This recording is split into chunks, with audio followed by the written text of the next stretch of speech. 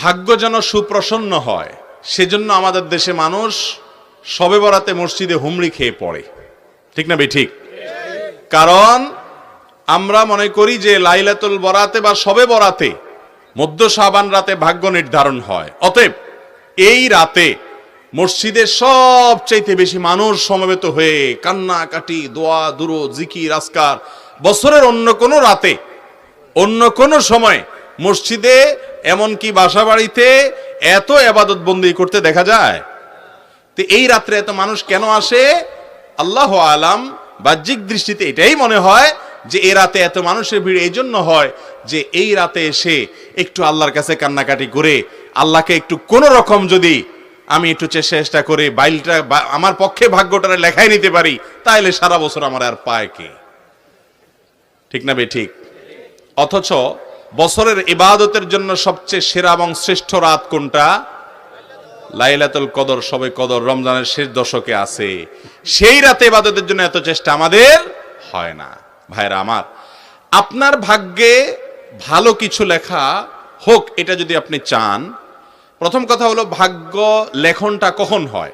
সূরা দুখানের আয়াত থেকে বোঝা যায় এটা লাইলাতুল কদরে হয়। কারণ আল্লাহ বলেছেন কোরআশে এখানে 1 থেকে 4 আয়াতগুলোর মধ্যে আছে, শুরুর 2-3টা আয়াতের মধ্যে আল্লাহ বলেছেন ইন্না আনজালনাহু ফি লাইলাতিন মুবারাকাহ, আমি এই কোরআনকে একটা বরকতময় রাতে নাজিল করেছি।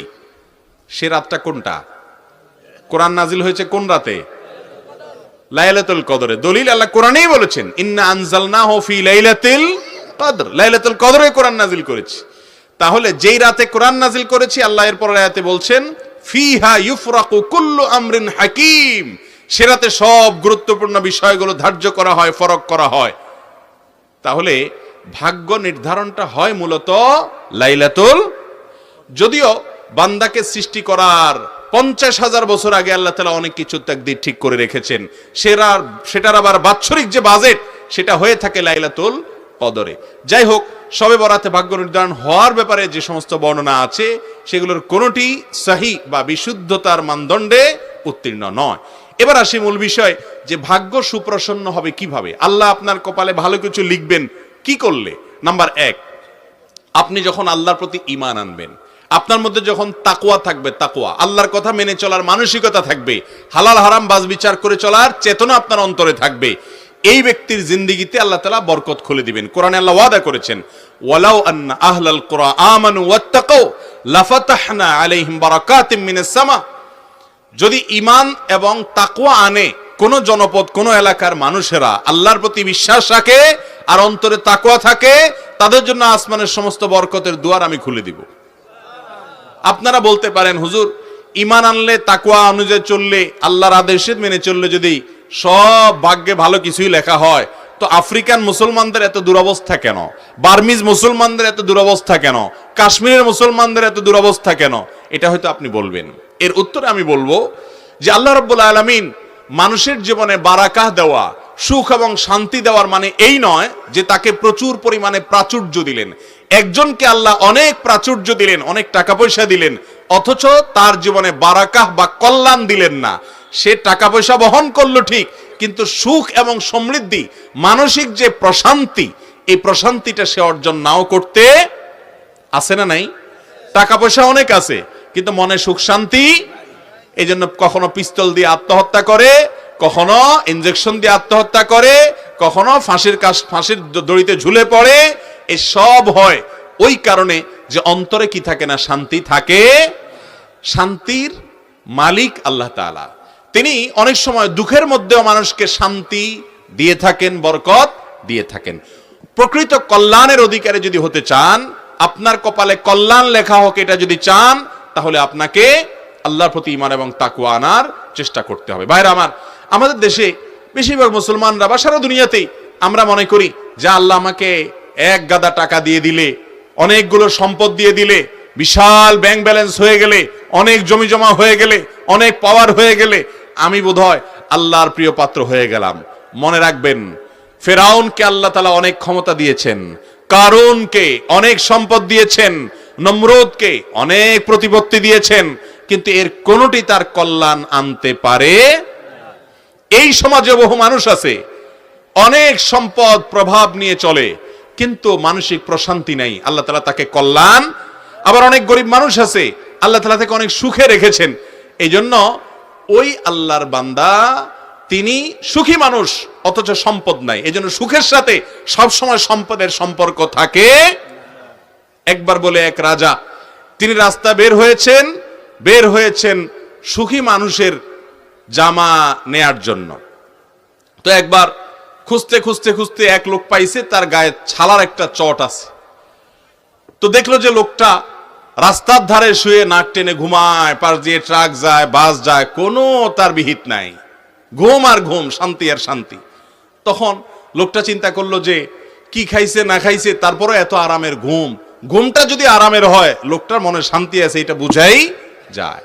লোকটা ঘুম থেকে উঠার পর বললেন, ভাই আপনার মনে কোনো অশান্তি আছে? কয়, না, কোনো অশান্তি নাই, রাজ্যের সব সুখ আল্লাহ আমাকে দিয়েছে, কোনো টেনশন বলতে কিচ্ছু নাই আমার।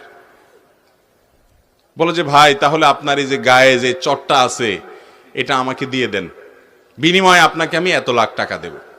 আমার কোনো শান্তি পাইতেছি না ভাই, ঘুম আসে না, ঘুমের বড়ি খেয়েও ঘুম আসে না, আর অশান্তি, ডিপ্রেশন, এগুলো আমাকে সারাক্ষণ তাড়া করে। মানুষ দেখে যে আমি অনেক সুখে আছি, আসলে সুখ জিনিসটা আমাকে আল্লাহ তাআলা দেন নাই। কিছু ভোগ করি, বাট সে ভোগে আমাকে তৃপ্তি দিতে পারে না।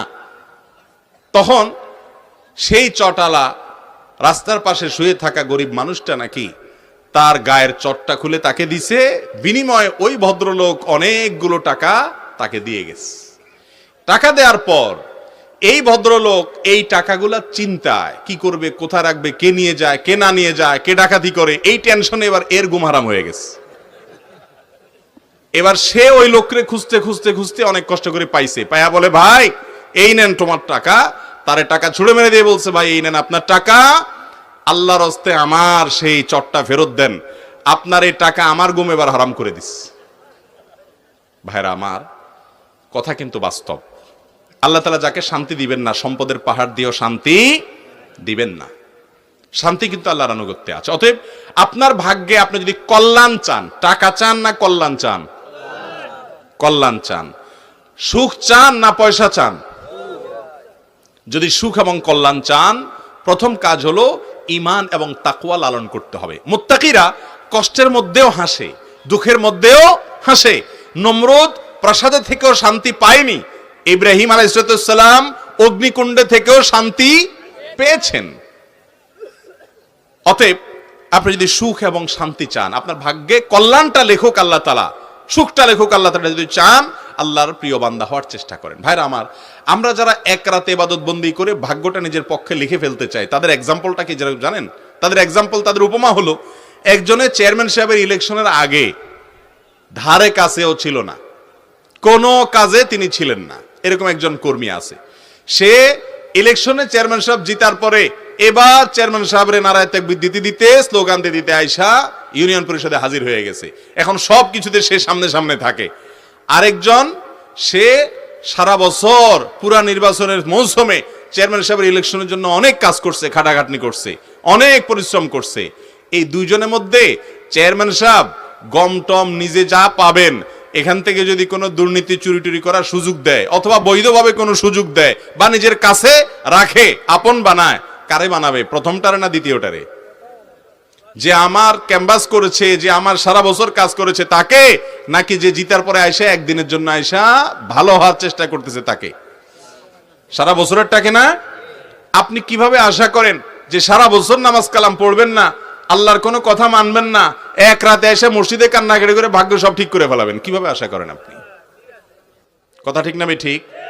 অতএব ভাগ্য আমাদের জন্য যাতে সহায় হয়, আল্লাহ যেন আমাদের কপালে ভালো কিছু লেখেন, এটার জন্য এক রাত নয়, সারা বছর আল্লাহর আনুগত্য করার, আল্লাহর কথা মেনে চলার প্রতিজ্ঞা করতে হবে।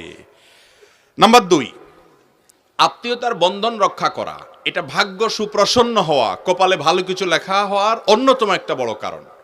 নবী করিম সাল্লাল্লাহু আলাইহি সাল্লাম বলেছেন বুখারীর হাদিসে, মান সাররাহু আন ইউবসাতা লাহু ফি রিজকি আও ইউনসালাহু ফি আসারি ফালিয়াসিল রাহিমা।